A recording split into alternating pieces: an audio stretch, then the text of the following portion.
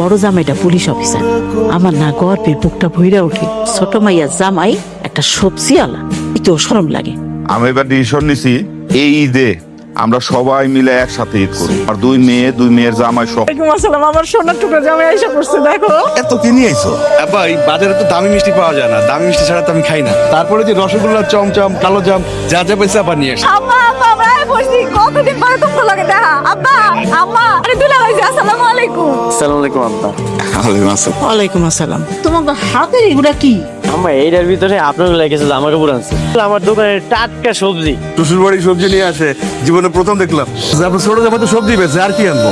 যাক, এটা আনছে, এটা রাখেন না, কি করবেন? বাবা ছাড়ো ওগো কথা। যাও তোমরা ওই বড় ঘরে যেয়ে বিশ্রাম নাও। আচ্ছা আম্মা তুমি ওই যে বিছানার চাদর ঘরের পর্দা সব নতুন লাগাইছো না? নতুনই দিছি, আর একেবারে টান টান করে বিছাই রেখে আইছি। আমরা দুজনে কোন ঘরে থাকবো? যা এই ছোট গোটায় যা, একটা ধুলাবাড়ি পড়ে আছে, এগুলো পরিষ্কার করে নিস। তুমি পরিষ্কার রাখতে পারলো না? আমার ঠেকা পড়ছে। তোমার জন্য একটা ব্র্যান্ডের শাড়ি আর এই ব্যাগের মধ্যে আব্বার জন্য একটা ব্র্যান্ডের পাঞ্জাবি রাখা আছে, ঈদের জন্য তোমাকে উপহার। তুমি এই উপরগুলো ভিতরে যাও, আমি বাইরে দাঁড়িয়েছি। তোমাকে জামাই তোমাকে ঈদের জামা কাপড় আনছে, হে দাম কই দিদি এগুলো দিছে তোর জামাই? আমার আব্বা আম্মার লাগে এই খয়রাতে জামা কাপড় কিনছে? সি সি সি সি সি সি মা, আমরা ঈদে যে জাকাত ফেরত দিছি ওই কাপড়গুলোও তো এর চাইতে দামি ছিল। আমার বাসার কাজের বউ তো এত কম দামি শাড়ি পরে না রে। কাজ থেকে কি করতেছো সেগুলো? সুজন বাড়ি খারাপ হয়েছে শুনলে মন খারাপ করবে। শুনলে শুন, যার যেটা অকাত তার সেটা শোনা দরকার। আম্মা তুমি এগুলো পরবা? আর কি করতেছ? ওগুলো তো বড় জামাই লেগে আছে।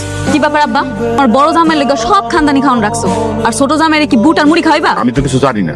আরে জিগা, বড় জামাই ছোটবেলা থেকেই এই সব খাইয়া ইফতার করছে, তো তার লাগে এগুলো আনবো না?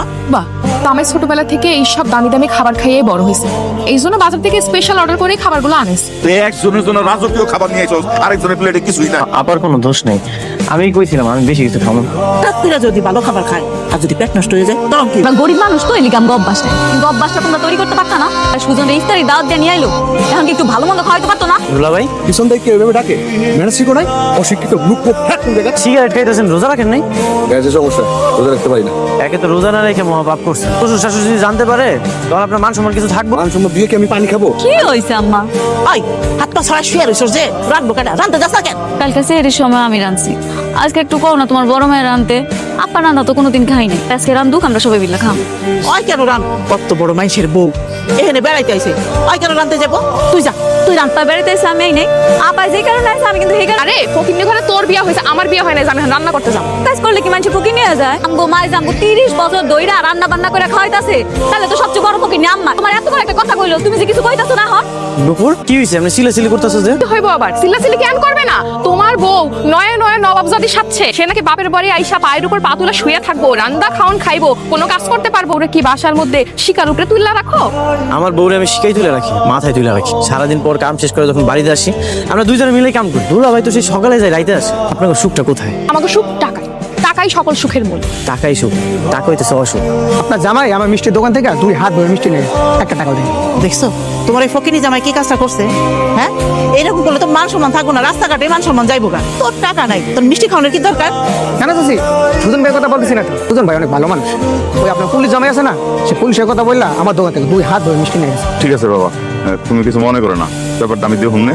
হ্যাঁ, খুব তো বড় জমারে লাই দিয়ে মাথায় তুলে রাখছো, এখন যাও রাস্তাঘাটে অপমান হইতে হয়। বড় জামাইয়ের জন্য হলো 2টা পাঞ্জাবি, 2টা পায়জামা আর একটা সুটের কাপড় আছে। বড় দুলাভাই লইগা 2টা পাঞ্জাবি, 2টা পায়জামা, একটা সুটের কাপড় আনছো। আমার জামাই লেগে কিছু আনো নাই বুঝি? পাঁচ একটা লুঙ্গি আছে। বড় দুলাভাই লেগে তুমি এত কিছু আনলা, আর আমার জামাই লেগে খালি একটা লুঙ্গি? আর তো আমি মানি না। আব্বা আব্বা তুমি কই? শোনো, তোমরা কিন্তু 2টা বোন, কোনো ভাই নেই। সম্পত্তির ভাগ ওই নুপুরে দেওয়া যাবে না।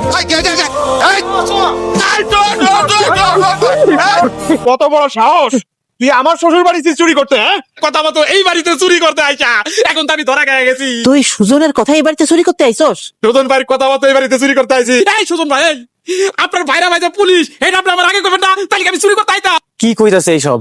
আব্বা আম্মা আমি তো কিছুই জানি না। সুজনের খায়া কোনো কাম নাই, তোমগো বাড়িতে চুরি করানোর লেগে লোক ডেকে নিয়ে আইবো না?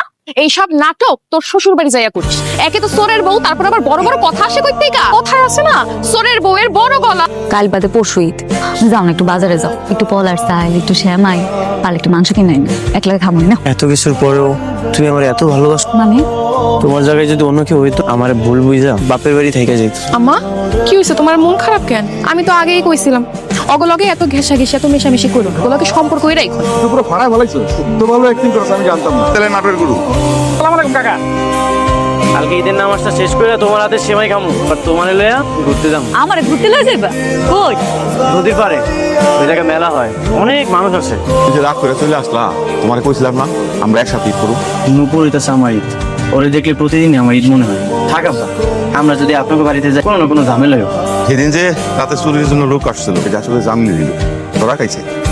দুলাভাই ইচ্ছা করে আমার জামাইটা তোর উপর দিতে চাইছে, তার খবর আছে আমি দুলাভাইরে ছাড়ুম না কই। এমপি সাহেবের মতো এত বড় মাপের একটা লোকের সাথে তোমার কিসের সম্পর্ক একটু খুলে বলো তো ভাই।